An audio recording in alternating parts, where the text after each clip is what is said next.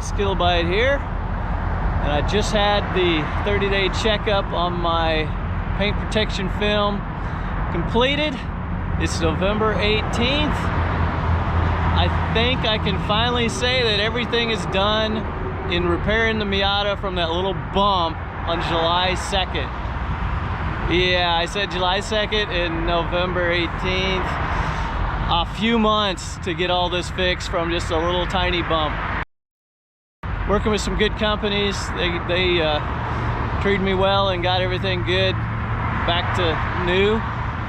So really happy with that. So between the other party, along with his passengers, telling the police officer that I hit them, the police officer giving us all the wrong accident number, having a problem getting the actual accident report because of that, the officer writing it up not in my favor, and me then having to go first through my insurance company, who I just didn't feel comfortable with was gonna actually fight for me.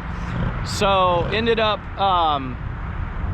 going directly to theirs. Theirs didn't really want to deal with me much, so I ended up finally, after multiple calls, finally told them that, look, I have dash cam that clearly shows that I wasn't moving when I was hit. I guess I'll have to get a lawyer, and if I don't hear from you.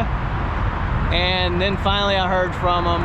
So they looked at the video and they wouldn't acknowledge fault, of course, but we will cover the repairs on your car.